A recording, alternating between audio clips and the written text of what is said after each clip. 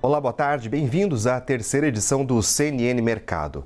A Bolsa Brasileira segue em queda de 0,65% a 129.105 pontos. O Ibovespa é pressionado pelo preço do petróleo e do minério de ferro. Isso porque o clima é de tensão política no Oriente Médio. Agora, o secretário de Estado dos Estados Unidos, Antony Blinken, viaja com o objetivo de fazer um acordo de cessar-fogo em Gaza. E isso sem contar o cenário de aversão a risco global. E há pouco, o ministro da Fazenda, Fernando Haddad, disse que vai discutir com Lula ações para fortalecer o arcabouço fiscal. Segundo o ministro, as medidas seriam como um remédio para o país nesse momento. Ele afirmou ainda que parece um pouco exagerado dizer que o governo não está cuidando das contas públicas. Enquanto isso, a moeda americana se fortalece sobre o iene, atingindo uma máxima em 3 meses. Em relação ao real, o dólar também sobe 0,35%, cotado a R$ 5,70. O movimento de fortalecimento da moeda americana se dá diante de uma divergência esperada entre o ritmo de corte de juros dos principais BCs do mundo. A gente lembra que aqui no Brasil, a última decisão foi por uma alta nos juros, enquanto lá nos Estados Unidos foi decidido por um corte na taxa. Os investidores também estão esperando a divulgação do livro bege, que mostra a condição econômica em cada um dos 12 distritos do Fed, o BC norte-americano. O Fundo Monetário Internacional atualizou suas projeções para a dívida pública brasileira e não foi para melhor.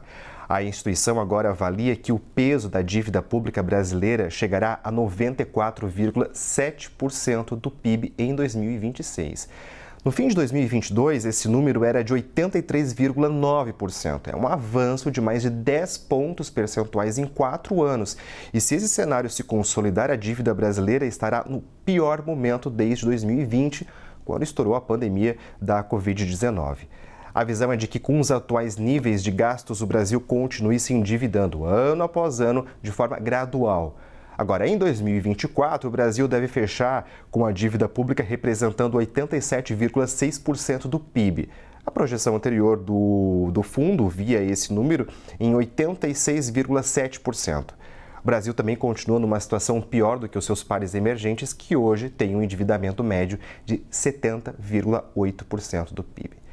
Bom, e a gente continua falando de dívida porque mais de 1 milhão de micro e pequenos empreendedores estão correndo o risco de serem excluídos do Simples Nacional. E aí o motivo? Inadimplência. São mais de 1 milhão de MEIs e 755 mil microempresas.